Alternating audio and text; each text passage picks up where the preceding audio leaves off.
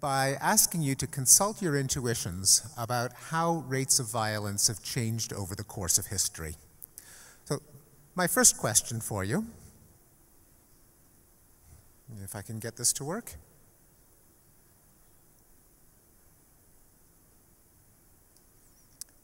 Is it possible to, here we go. No? This doesn't seem to be happening in synchrony with my clicks, so perhaps someone is advancing it for me. If so, please keep clicking. Oh, aim it this way.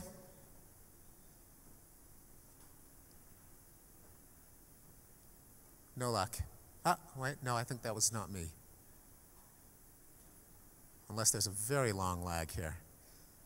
Okay, very good. Okay, in what kind of society are people more likely to be killed? Traditional hunting and gathering bands, or complex urban societies with governments and armies? Okay. Here's another question. In which of these centuries were residents of England more likely to be murdered? The 14th century or the 20th century? A third question. In which decade, the 1950s or the 2000s, that is this decade, were there more deaths per year in wars between nations? One more. In which decade, the 1970s or this decade, were Americans more likely to be victims of homicide? Well, Bennett Hazelton and I asked this question of 265 people in a survey, and in every case, people estimated that the period closer to the present is more violent. Here are 5 questions similar to the ones that I just asked you, and in each case, people judged the present to be anywhere from 15% to more than 300% more violent than the past. Here are the correct data shown in the purple bars on the left, and as you can see, not only were people wrong in every case, but they were wrong by a lot. In other words, don't believe everything you think, no creas todos lo que piensas. Contrary to popular belief, our ancestors were far more violent than we are.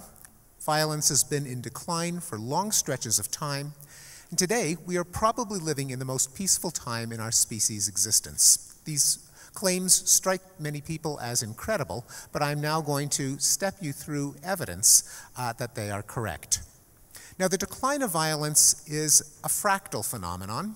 It's visible over several time scales, over millennia, over centuries, over decades, over years.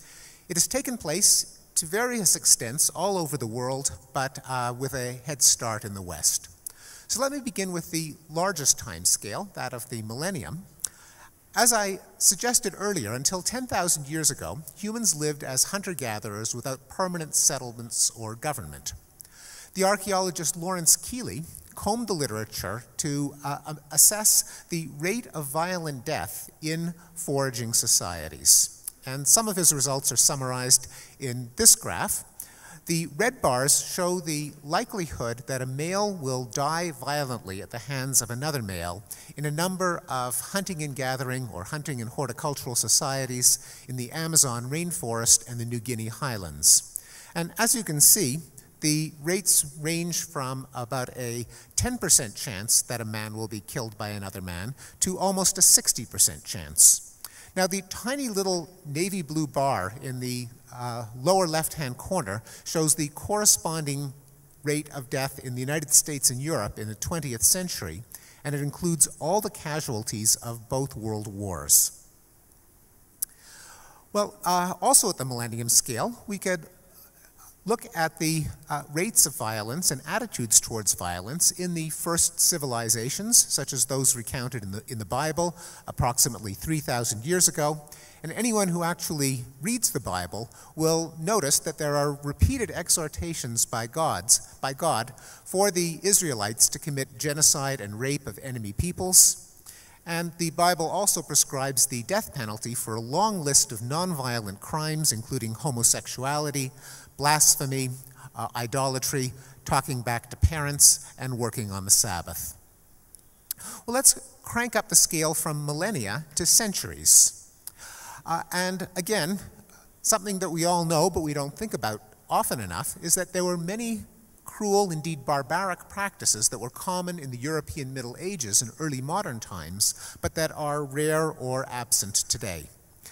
For example, sadistic forms of capital punishment designed to prolong death for as long as possible and to make it as hideously painful as possible, such as breaking on the wheel, burning at the stake, sawing, impalement, the cat's claw, and literally hundreds of others.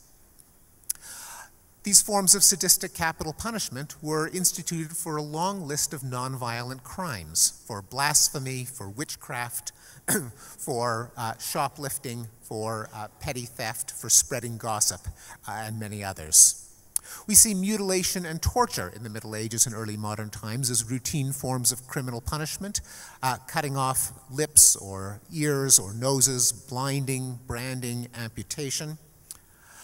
The institution of slavery was the rule rather than the exception for most of human history until just a couple of hundred years ago. And cruelty was a popular form of entertainment, perhaps the paradigm case being the lowering of a cat into a fire on a stage so that audiences could shriek with laughter as the cat, howling in pain, was singed, burned, and finally carbonized. Again, on the century scale, one can look at rates of one-on-one murder, something that is easy to quantify because a murder leaves a body behind. The criminologist Manuel Eisner has combed the records from medieval and to modern Europe and has plotted the rates of homicide in any locality that kept decent records of it.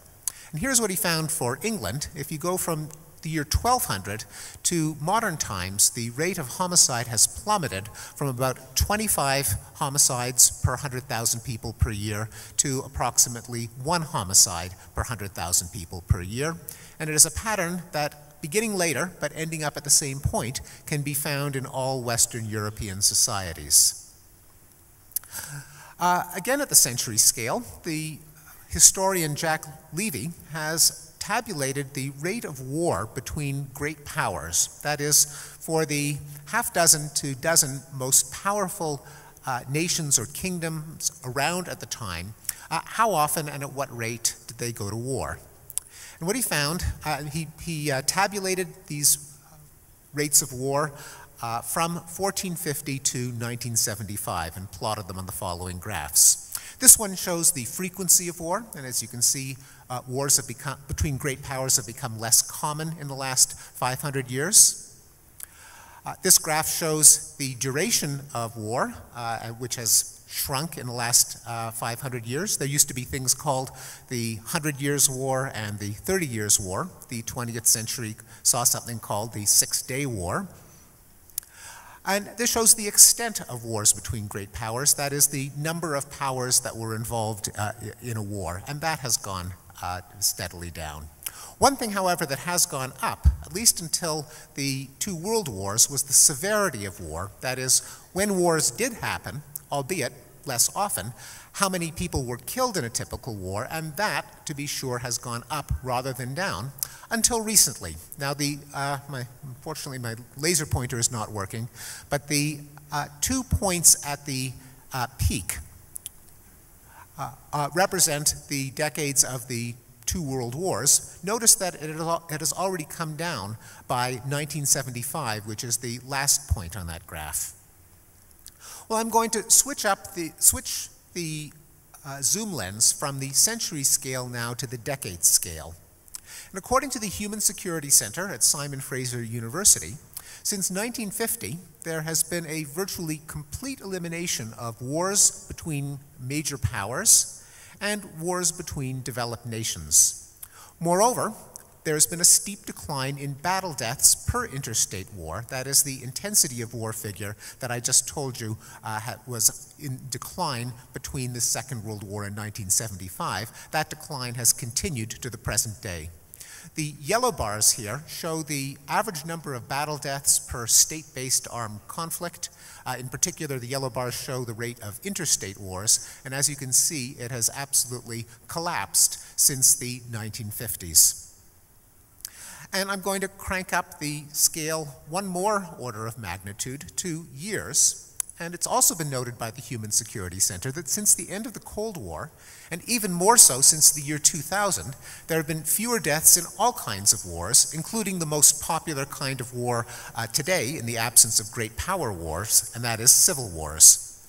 Here is a graph from the Human Security Center showing rates of death from all forms of war. These are battle deaths. The yellow area shows the number of deaths from wars between nations, and that alludes to the decline that I already called attention to. The navy blue and red areas show the rates of death in civil wars. Now there was an increase in the 1960s and then again in the 1980s. But since the end of the Cold War in 1991, the rate of civil wars has gone down, and as you can see, starting with around 2000, it has plummeted even farther. The region at the far right-hand end of the graph is where we are today, and as you can see, despite the horrors that we continue to read about in the newspapers, the rate of death in warfare is blessedly and unprecedentedly low. Also, since the end of the Cold War, there's been a 90% reduction in the number of genocides that have taken place around the world. And closer to home, in the United States, there has been a reversal of the 1960s increase in crime. And perhaps later in the conference, Professor James Wilson will explain some of the reasons to us. But as you can see in this graph, the decline in homicide that I plotted for you in an earlier slide, which showed a 25-fold decrease in the rate of homicide, showed a small uptick in the 1960s, at least small by historical standards. And until as recently as the early 1990s, this was thought to be a permanent feature of social life in the West, that the crime rate, having doubled in the 1960s, was just going to stay there.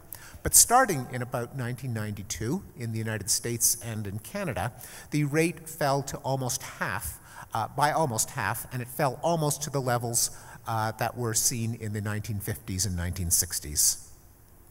Well, I'm a psychologist, I'm not a historian, but these historical data serve as a phenomenon that a psychologist, in part, has to explain. Indeed, there are two questions for a psychologist posed by these data. The first is, why are so many people so wrong about something so important? Not just in our survey, but in quotations that one reads in magazines and newspapers decrying an increase in violence that in fact gets the empirical picture exactly backwards. I call this the violent present illusion, and I think part of the explanation comes from the way the mind works. A quirk of our cognitive psychology that has been called the availability heuristic, a term given by Daniel Kahneman and Amos Tversky in the 1970s. Namely, the easier it is to remember examples of a phenomenon, the more likely people think it is. They use retrievability in memory as a shortcut to estimation of probability. Now, if you combine that quirk of our intuitive statistics with the improvement in reporting of wars and genocides all over the world, and with the philosophy of many television news stations that if it bleeds, it leads, namely there is a bias toward reporting violent events, then indeed we are seeing more violence closer up than we used to. This leads to the illusion that violence actually occurs more often. The networks don't show us pictures of people dying peaceably in their beds, and even if the number of such people has been increasing, that is a fact that will not burn itself into our consciousness. But I think the explanation is only partly cognitive. I think part of it also comes from our moral psychology, the kind of narratives that we tell to awaken people's sympathy and to paint a particular picture of what we ought to be mindful of. Many people feel that there is a need to emphasize present levels of immorality, to call attention to it, and many people characterize current immorality as some kind of fall from a golden age, a fall from Eden. And you see this both on the political right and the political left. The right often emphasizes the benefits of small-town religious and family values, which have been in decline. The left and green movements like to emphasize the harmony with nature that our species supposedly enjoyed before the advent of capitalism, industrialization, and technology. If, in fact, violence has been on the decline rather than on the increase, then these moral fables will have to be revised. But the more important question is, why has violence declined? Given that there almost certainly could not have been a biological change in human nature over the time spans I've spoken about, what has made us nicer to one another? And the answer is that no one really knows, but there are three plausible hypotheses. The first is that maybe Thomas Hobbes got it right, that life in a state of anarchy is nasty, brutish, and short, but that a democratic state with a monopoly on violence can reduce the overall rate of violence by eliminating the temptation to attack, which will be punished by the state so that the net gain will be zero. As a consequence, it reduces the temptation to invade one's neighbors preemptively out of fear that they will attack first if you don't attack them. And it reduces the need for a policy of revenge and cycles of feuding and vendetta to make credible your threat of deterrence. This hypothesis is consistent with the fact that the decline in European homicide began with the consolidation of centralized states in early modern times, and it's consistent with the fact that the major zones of violence today are in regions of anarchy, in the American Wild West, in failed states, in collapsed empires, and among mafias and street gangs who can't bring in the government to resolve their disputes and have to engage in what is called in the literature self-help justice. The psychological mechanism for this change would be a greater payoff for relying on prefrontal cortical circuits, that is, areas in the front of the brain that we saw in the slide in an earlier presentation, that help us anticipate the consequences of our choices and that help us implement self-control and inhibition. Now, a second explanation for a decline in violence invokes the logic of non-zero-sum games. This was explained in a book by Robert Wright called Non-Zero. Namely, in certain circumstances, cooperation can benefit both parties in an interaction. An obvious example is gains in trade. Two people who exchange their surpluses both end up better off than if they hoard them themselves. Another example is splitting the peace dividend. If two enemies decide to lay down their arms and divide up the resources that otherwise would have been applied to violent conflict, they both end up better off than if they continued to fight with each other. The idea is that over the course of history, technology has increased the number of positive sum games that humans find themselves in by allowing the trade of goods, services, and ideas to take place over longer distances and among larger groups of people. The result is that other people become more valuable alive than dead. As Wright put it, one of the many reasons I think we should not bomb the Japanese is that they built my minivan. The psychological mechanism for this shift would be a switch in relationship type. Many anthropologists believe that human relationships fall into a small number of categories. This transition would involve a switch from the relationship model of dominance, where one party simply tries to bully another, to reciprocal altruism, where two parties both end up ahead of the game if they do each other favors at different times. The third explanation uses the metaphor of an expanding circle, and I take this from a book of that title by the philosopher Peter Singer, that evolution bequeathed us a sense of empathy. Unfortunately, by default, we apply it only to a narrow circle of friends and family. But over the course of history, this circle has expanded. And so an emotion that originally we applied only within the village to our blood relatives has over time been expanded to encompass the clan, the tribe, the nation, other races, both sexes, and according to Singer's argument, ought to embrace other sentient species. The psychological mechanism for the expanding circle might be inducements for perspective taking, for putting yourselves in the shoes of other people. Try to imagine what it would be like to be them, and therefore to experience their pain as being as valuable as your own. And this may have been fostered by the growth of literacy, by the availability of history, of novels, and journalism, ways in which we can project ourselves into lives of people unlike ourselves, and therefore expand our sense of empathic concern. It may also be helped along by a general cosmopolitan sense, a feeling of there but for fortune go I, that the unique contingencies of my existence can't logically or rationally be privileged over those of other people. Well, I think whatever the correct explanations turn out to be, the decline of violence has profound implications. I think it rehabilitates concepts like civilization, enlightenment, and moral progress, which have come to be seen as old-fashioned, corny, but that nonetheless, I believe, have an enormous amount of empirical support. It also encourages us to reorient our efforts towards violence and violence reduction from a moralistic mindset to an empirical mindset. Namely, rather than asking, why is there war, we can also ask, why is there peace? Perhaps violence is the default state of the human species, but nonetheless we are capable of finding ways to reduce it. And it shifts the question from what are we doing wrong to what have we been doing right. Because I hope to have convinced you that we have been doing something right, and it sure would be good to find out what it is. Thank you very much.